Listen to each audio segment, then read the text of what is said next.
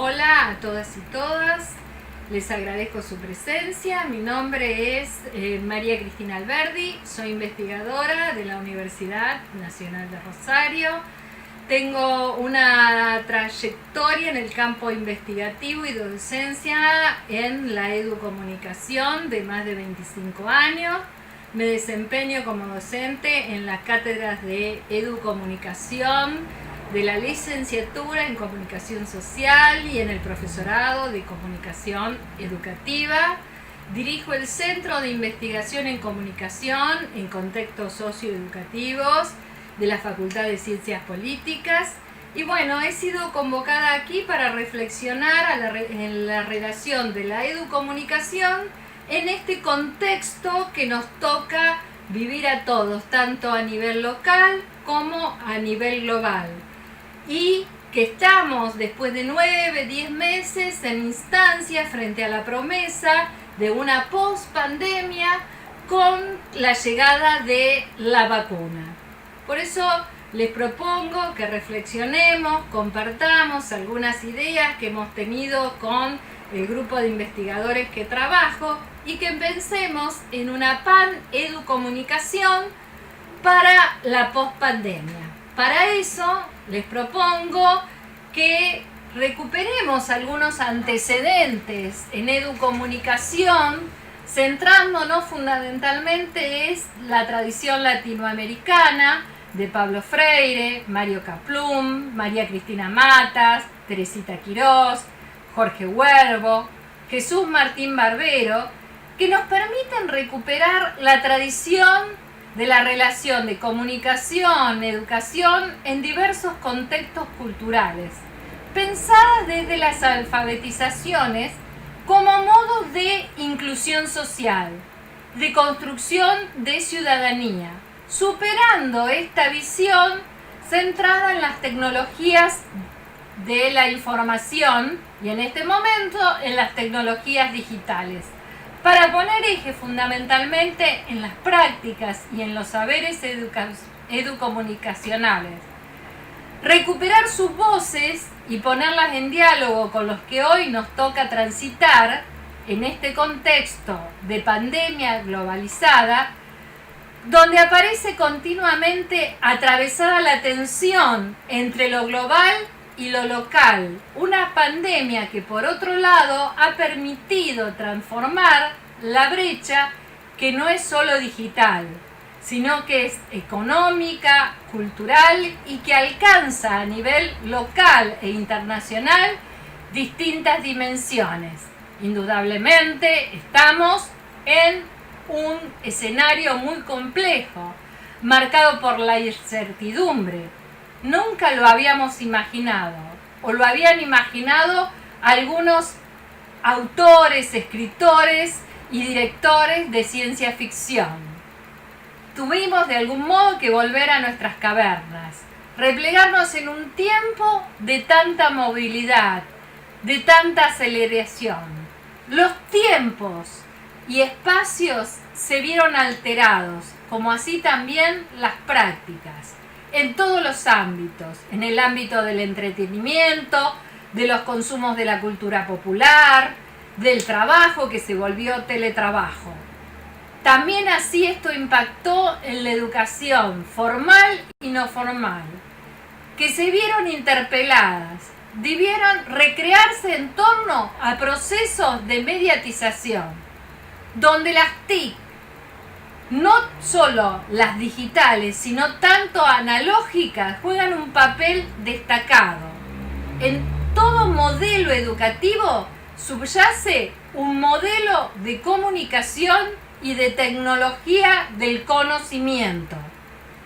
Por eso me interesa que nos interroguemos acerca de lo que se da en estas prácticas educomunicativas, en los contextos institucionales tradicionales, como así también en los espacios comunitarios, organizacionales, programas no gubernamentales, por lo que quiero compartir con ustedes algunas experiencias relevadas en los que podemos dar cuenta de diversas realidades, pero también encontrar algunos ejes en común para poder imaginar una paneducación para la pospandemia en una praxis situada.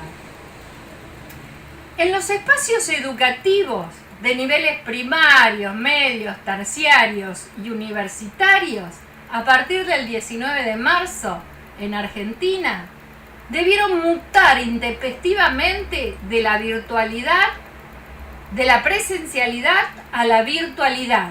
Pero en esto sí es importante que retomar el concepto de virtualidad de Pierre Levy, donde pensar la virtualidad como un modo de ser a otro modo de ser. Este proceso desde una perspectiva de transformación, de cambio, que no necesariamente tiene que ver exclusivamente con la centralidad de las tecnologías digitales, sino que están atravesadas por múltiples tecnologías que convergen y transforman las prácticas educativas, los procesos de enseñanza y aprendizaje de estudiantes, de docentes.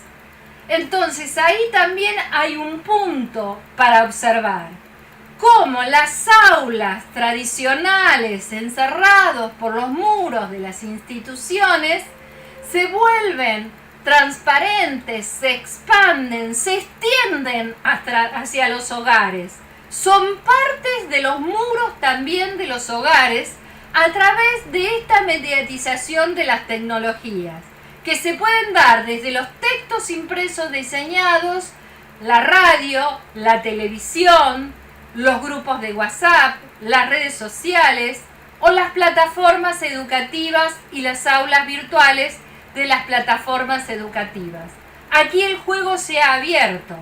Aparecen en estos procesos de comunidades educativas los diferentes miembros, por ejemplo, de las familias, que contribuyen y colaboran en el sostenimiento de las trayectorias educativas en este año de pandemia, para que no se vuelvan fundamentalmente un paréntesis, un no existir de la educación, aunque siempre sabemos que hay modos y posibilidades de aprender.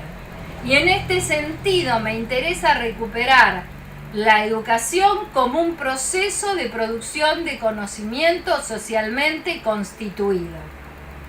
En este sentido, me parece que hay que hacer un paréntesis con respecto a la diversidad de escenarios que se pueden observar, de acuerdo a los contextos socioeconómicos, culturales.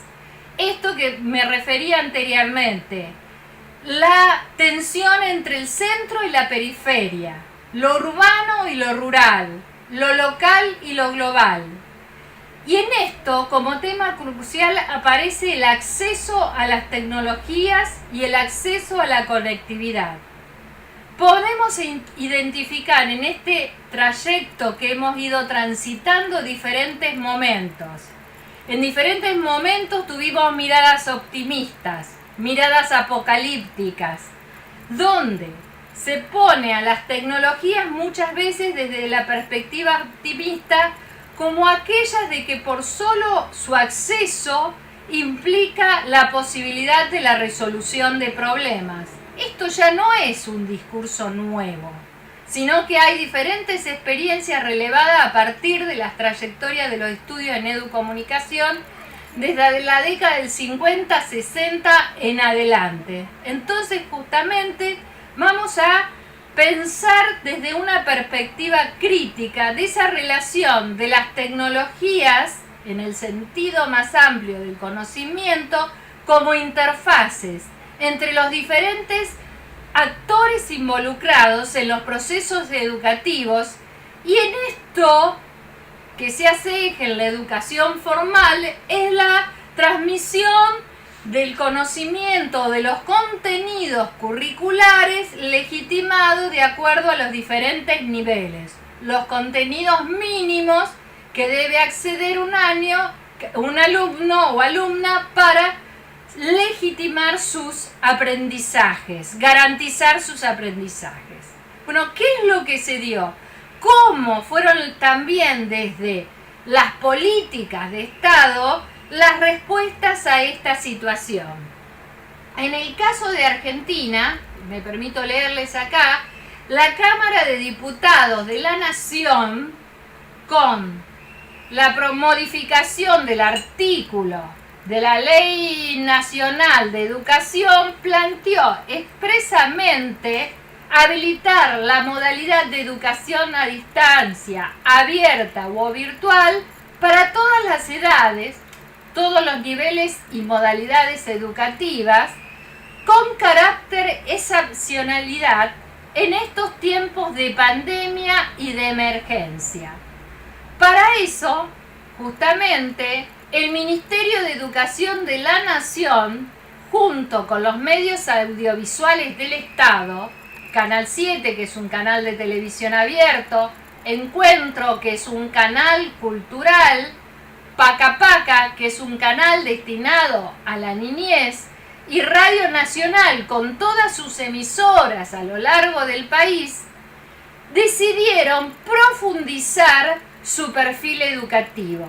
En este sentido, se creó un programa que se llama Seguimos Educando, donde se distribuyen contenidos nuevos o ya existentes para todos los niveles y distintas disciplinas. Radio Nacional, en sus 49 emisoras que tiene a lo largo del país, emite, al igual que la TV pública, un porcentaje de horas que varía entre los 5 y las 10 horas de contenidos que se relacionan con los currículos mínimos comunes entre todas las provincias y todas las regiones del país. Además, el sitio web Educar, él converge o sistematiza y organiza todas las producciones radiales, digitales, videos, películas que se dan dentro de este programa y que además recuperan todas las producciones que se han hecho a lo largo de muchísimos años en la política educativa, alrededor de 10 años, de más de 10 años, en el portal Educar, que permite también articular con la producción de cuadernillos impresos para aquellos sectores de la población que no tuvieran acceso a ningún tipo de medios. ¿Por qué? Porque de este modo se busca alcanzar a poblaciones que por limitaciones económicas, de acceso a las tecnologías o deficiencias en la conectividad a Internet, no pudieran continuar con sus trayectorias de educación formal. Ahora, ¿cómo se evidenció esto en las prácticas, en los espacios de formación? Por ejemplo, no solamente las de educación formal, sino, por ejemplo, en aquellos que involucran la enseñanza de las artes, de la música, del teatro y las disciplinas. También el papel fundamental que tiene que ver con los espacios comunitarios, como las organizaciones no gubernamentales, las comunidades de base, los talleres de alfabetización, de formación continua, los centros comunitarios, que tienen como objetivo promover en sectores precarizados el derecho a la comunicación y a la educación. Para esto, que decíamos anteriormente, implica la construcción de nuevas ciudadanías en el contexto de pandemia y más allá del contexto de pandemia. En el proyecto que tenemos en Centro de Investigación CICSE, teníamos ya un proyecto de investigación que se llama Alfabetizaciones y construcción de saberes en la sociedad de la información y conocimiento en contextos socioeducativos diversos, en el que consideramos necesariamente reconfigurar nuestros objetivos. Uno de los objetivos que nos habíamos planteado al inicio de este proyecto en el 2018 y que va a finalizar en el 2022 era construir una cartografía de diferentes experiencias y propuestas educomunicativas en diversos contextos. Bueno, en el año 2020 reformulamos este objetivo para trabajar fundamentalmente con el relevamiento de diferentes experiencias y modalidades en programas educativos formales y no formales para ver cómo se produce este proceso de virtualización en el sostenimiento de las trayectorias educativas. Para esto nos acercamos en la construcción de este mapeo a diferentes experiencias, tanto a nivel formal como no formal. En ese sentido nos planteamos diferentes interrogantes que atraviesan tanto las experiencias diversas. Por ejemplo, ¿qué nos preguntamos? ¿Cómo se producen los saberes socialmente compartidos, mediatizados por diferentes tecnologías en contextos diversos? ¿Cuáles son los modelos de educación que se recuperan saberes? ¿Hay presencia de la dialogicidad en estos modelos? Las propuestas de enseñanza y de actividades responden a las características de los entornos tecnológicos, ya sean medios tradicionales, impresos, TV, radio, digitales, conectados a Internet. ¿Cuáles son los modelos de interactividad y el trabajo colaborativo? ¿Se reproducen? En este sentido queremos relevar si se reproducen las lógicas de la enseñanza tradicional reproductivista centrada en el contenido, o justamente esto ha servido para apropiarnos, conocer y producir en los nuevos entornos y los nuevos lenguajes. ¿Qué conocimiento tienen las y los docentes, como así también y los estudiantes en estos lenguajes, en estos modos de aprender y producir conocimiento? ¿Cómo se construyen los vínculos? ¿Cómo son los procesos de subjetividad que se da a partir de estas mediatizaciones? ¿Cómo es la construcción del sentido?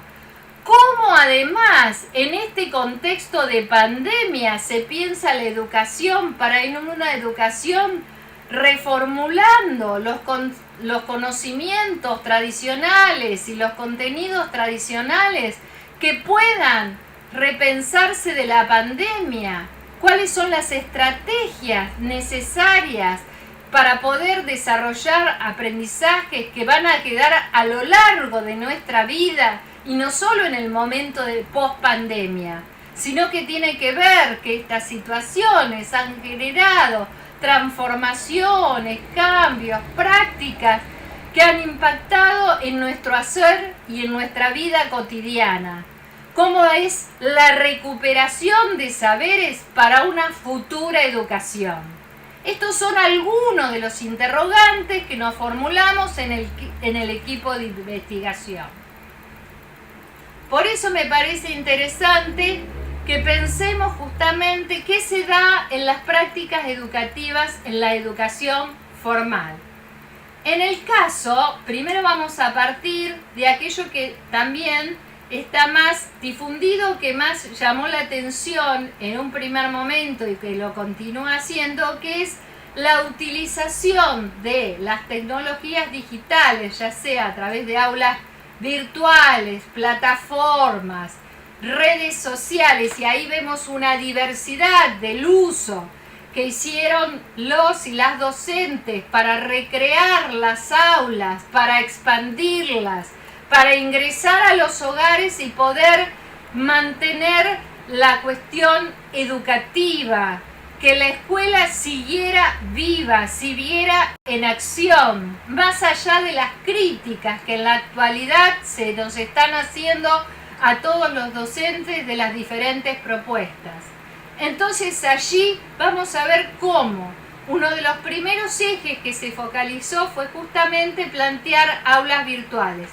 En el caso de la provincia de Santa Fe, en el nivel primario, secundario y de formación docente y los institutos técnicos superiores adoptaron para la construcción de aulas virtuales los Classroom de Google con las clases en tiempo real online a través de la utilización de las plataformas BIT para el desarrollo de lo que simularía o sustituiría el tema de la exposición, la comunicación de la presencialidad, donde algunos docentes y algunas instituciones y directivos creyeron suficiente que con estas exposiciones orales a través de las videoconferencias se garantizaban los procesos educativos.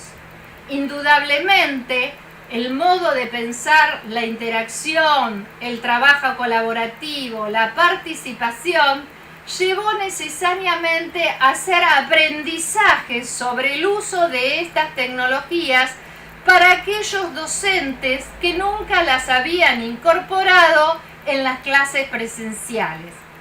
Y aquí vemos en las entrevistas realizadas y en las observaciones de clases que hemos accedido algunas diferencias.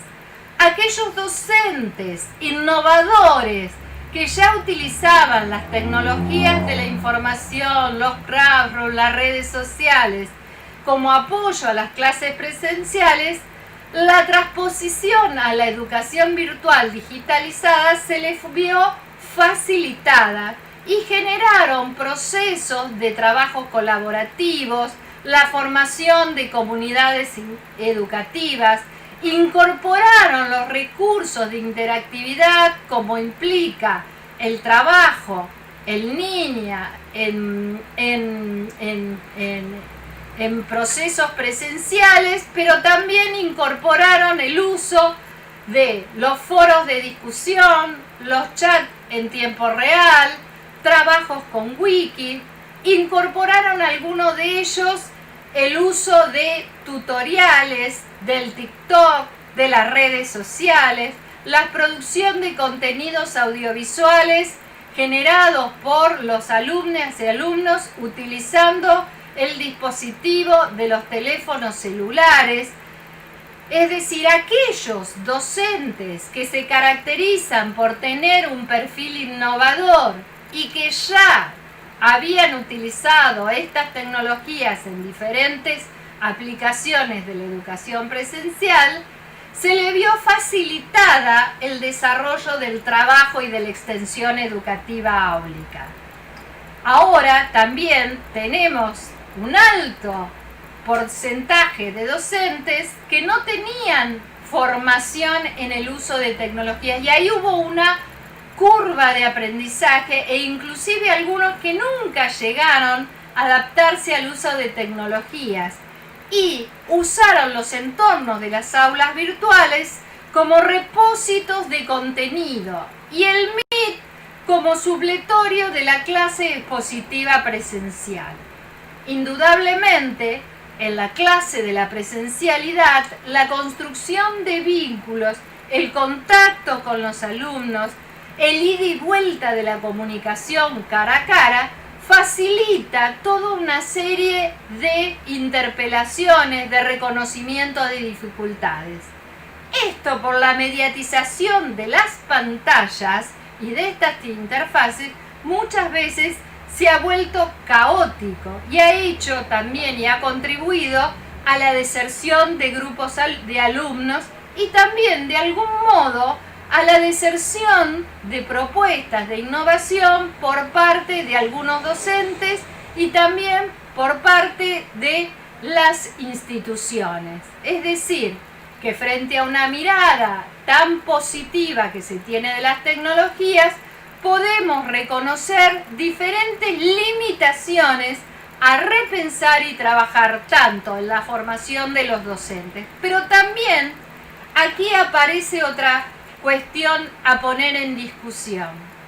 Nosotros que en general usamos el cliché de inmigrantes y nativos digitales, poniendo al docente en el lugar del inmigrante que no conoce, que no nació esta tecnología, por lo tanto, se le dificulta más su acceso y la transposición didáctica en las aulas virtuales, no le sucede a los alumnos que son, entre comillas, nativos digitales, porque han nacido en un ambiente de acceso a la disponibilidad tecnológica, en la cual el uso a través de los videojuegos, los consumos de productos de la cultura popular, las redes sociales, el uso de las cámaras a través de los celulares, aquellos sectores que tienen menor acceso a las tecnologías, pero que seguramente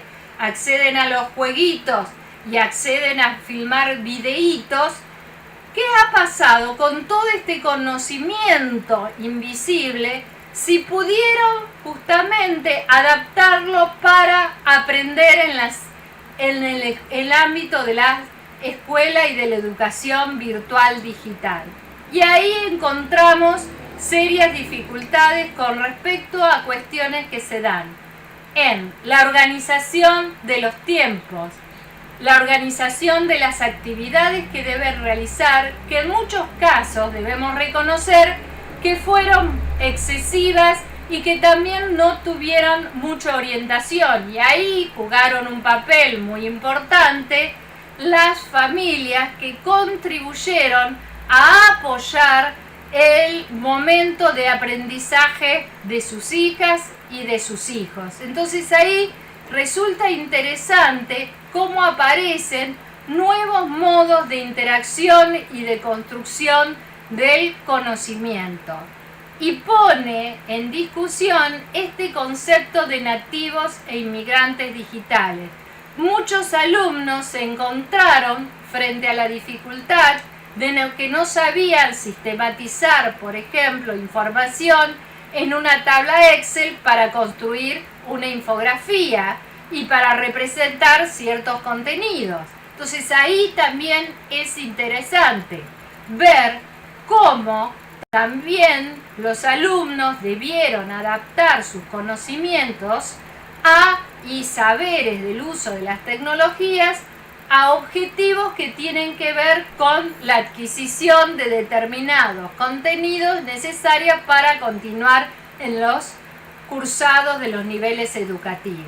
Entonces ahí también tenemos cuestiones a repensar y que seguramente van a impactar cuando lleguemos a la presencialidad. Es decir, cómo recuperar las buenas prácticas que hemos aprendido.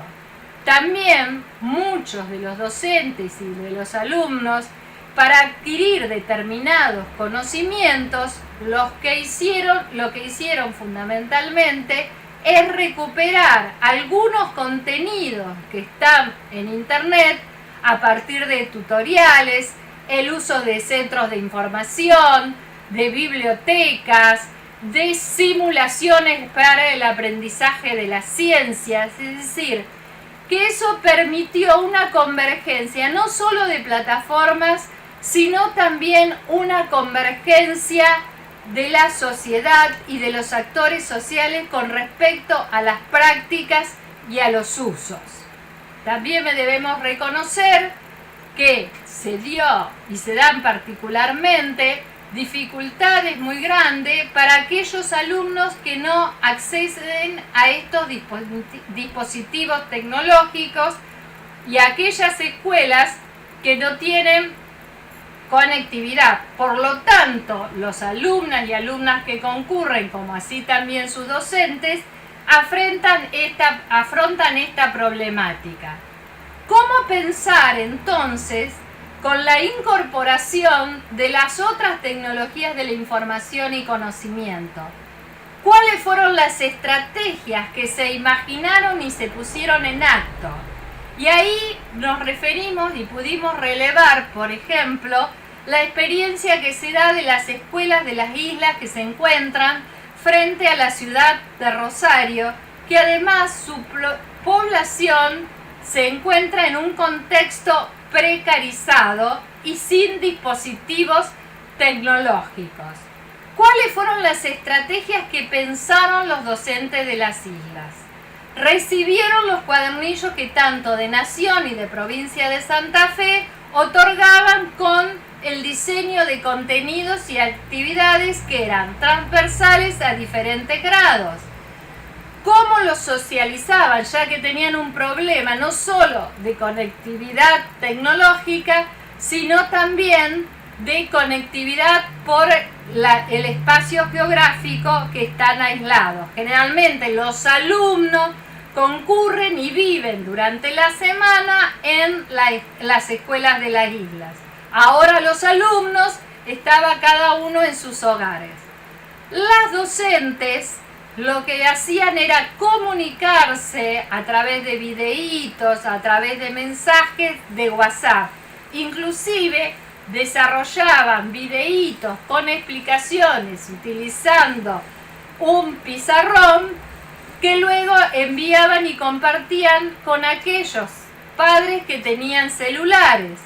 Y además realizaban una recorrida para entregar alimentos, revisar cuáles eran las situaciones de salud que se daban y entregar y tomar contacto con los distintos habitantes de la isla. Esto es interesante ver cómo también otras tecnologías son parte y modos de poder organizar esta construcción de vínculo que es tan importante para la comunicación. Además, esta escuela y una sede que hay tiene una radio comunitaria. Utilizaban esa radio comunitaria para compartir también los mensajes, no solo lo que tenía que ver con la transposición de contenidos, sino también para compartir la vida, los sentimientos, las experiencias que se daban en este contexto de aislamiento, que también muchas veces ellos lo sufren cuando quedan aislados por el crecimiento del río Paraná. Entonces aquí también vemos una importante experiencia a relevar y ver cómo una tecnología tan tradicional como la radio es revalorizada en estos contextos. Entonces esto es importante pensar. Hay numerosas investigaciones que dan cuenta de estas experiencias. Otras experiencias tienen que ver con un proyecto que se llama Poriaijú de educación y de educación popular, que trabajó a través de la radio comunitaria los talleres presenciales de alfabetización y de formación en oficios que tenían y que organizaron en la ciudad de San Lorenzo las actividades para la transposición didáctica y mantener el vínculo de comunicación popular que se daba y de alfabetizaciones populares, como también así tratar la problemática que tenían sobre las familias, el problema de la precarización laboral que vivieron y sufren estos distintos sectores, y también para usarlas como medios de formación y de educación para la salud en este contexto de pandemia, donde se trabajaban justamente a través del programa de radio, recibiendo las comunicaciones a través de mensajitos de WhatsApp o comunicación en la telefonía fija, lograr una interactividad y, por ejemplo, en la actualidad, de algún modo ya han retomado algunas actividades presenciales. También es importante tener en cuenta, y no me quiero extender, las actividades que se hicieron o se relevaron en talleres o espacios de formación diseñados para el arte, la música, la escritura, la literatura, pero fundamentalmente aquellos que tenían que ver con lo que implica la educación del cuerpo, la danza, el teatro, la música. Cómo a través de plataformas virtuales o la radio o filmación de videos que circularon a través de WhatsApp, continuaron en la tarea de educación y también cómo permitieron ensamblar justamente diferentes lenguajes, el lenguaje audiovisual justamente con estos lenguajes digitales o de otros medios de comunicación. Ahí también hay algo muy fuerte para observar, porque ahí tenemos fundamentalmente que trabajar con el cuerpo, cómo se trabajó en estas interfaces del cuerpo, cómo se produjeron en forma colaborativa escenas teatrales, cómo se desarrollaron experiencias de representaciones de danza, de música, cómo se organizaron, por ejemplo, las orquestas populares y produjeron justamente material de música y generaron trabajos colaborativos.